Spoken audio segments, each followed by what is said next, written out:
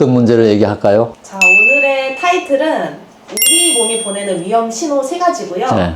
이런 분들은 미루지 말고 정형외과로 바로 오셔야 합니다 하는 유형이 따로 있다고 생각하시나요? 되게 일반적으로 보면 이제 골절이나 탈구가 된 상황. 그때는 이제 뭐 팔다리가 이제 제대로 기능이 안 되죠. 예를 들면 다리가 골절이 됐다. 그러면 긴급히 병원에 와야 되고, 병원에 오기 전에도 어떤 뭐 막대기라든지 골판지라든지 해서 좀 부목을 대고 더 이상 안 움직이게끔 고정을 하고 와야 움직이면서 뼈가 근육이나 신경이나 혈관을 찌르는 경우 같으면 굉장히 위험하거든요. 그리고 또 이제 관절이 탈골이 된 경우, 탈골이 된 사람은 여기 안에도 병원에 옵니다. 워낙에 아프니까 어깨가 빠졌다든지 무릎이 빠졌다든지 고관절이 빠졌다든지 할 때는 뭐 병원에 달려오게 돼 있고, 또 한 가지 정형외과 쪽에서 이제 중요한 거는 아킬레스건 파열이라든지 근육 인대가 심하게 파열이 된 경우, 수술을 요하는데 시기가 지나버리면 인대나 근 같은 거, 근육 같은 거 파열된 채로 오래 있어버리면 오그라들어버려요. 제대로 정상적으로 힐링을 시키기가 힘들죠. 또 일례로 칼이나 날카로운 데 손상을 입어서 힘줄이 끊어졌다. 그게 또 오므라들어요. 근육이 붙어 있으니까. 골든타임이라고 해서 한 6시간 내지 8시간 안에 제대로 꼬매줘야 되고.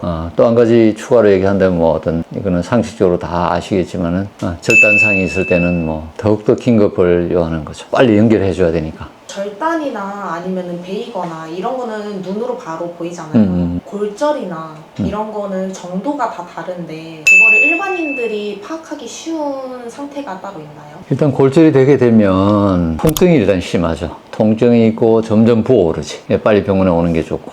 예를 들면 어디가 부러지거나 하면 이제 보여요. 그냥 큰 뼈가 부러지면 벌써 모양이 다르죠. 팔이 똑바로 있어야 되는데 꺾여 있고 다리가 꺾여 있고.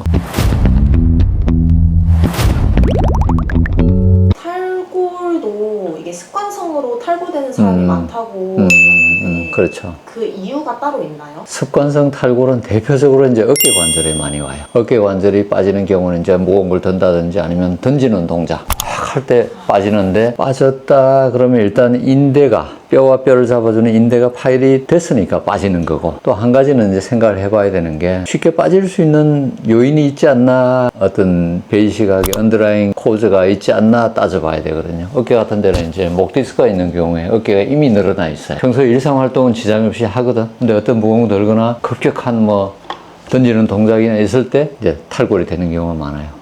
탈골이 되면 습관성 탈구는 많이 아프지를 않아요. 근데 처음 빠지는 경우는 되게 많이 아파요. 당장 병원에 달려오죠. 근데 몇 번 빠지는 사람은 별로 안 아파. 자기가 넣고 이런 사람들도 있는데, 그럴수록 결과가 나쁘지, 사실은. 쉽게 빠지고 쉽게 들어가고, 그런 경우는 수술을 해야 되는 경우고. 직접 맞추면 어찌거나 익숙해도 위험한 거네요. 그게 더 안 좋지. 대체로 많이 인대나 이런 게 많이 늘어나 있다는 거지. 헐렁헐렁하니까 그걸 다 보강을 시켜주는 수술을 요하는 거고. 습관성 탈구 때문에 자주 빠지는 사람도 빠지면 바로 병원에 오는 게 가장 좋아요. 시기는 크게 중요하지 않겠지만 습관성 탈구는 정확하게 이제 평가를 해가지고 MRI를 찍어가지고 어느 인대가 많이 늘어났고, 또 회전근개 파열까지 있는지 여부, 뼈가 손상이 있는지 여부 다 평가를 해가지고 그런 경우는 이제 수술을 해줘야 되죠.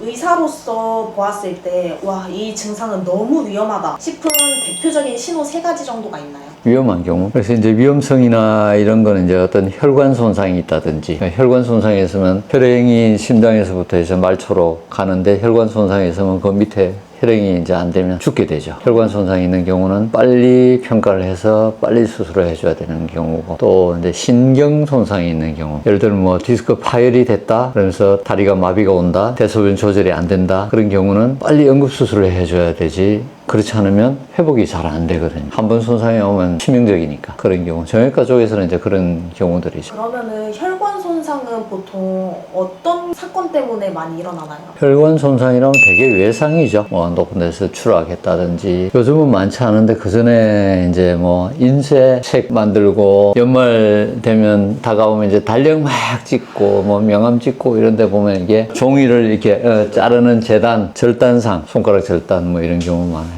손가락 절단 되면 빨리 와서 이제 수술을 하고 하는데 그게 뭐 혈관, 인대 다 연결시켜 놓지만은 기능이 제대로 안 되는 경우가 많거든요. 그래서 조금 이따 주인이 바뀌어요. 그 하친 사람이 이제 사장이 되고 그 사장이 충분히 배상을 못 하니까 회사를 그 사람한테 넘기고 그런 경우도 봤어요.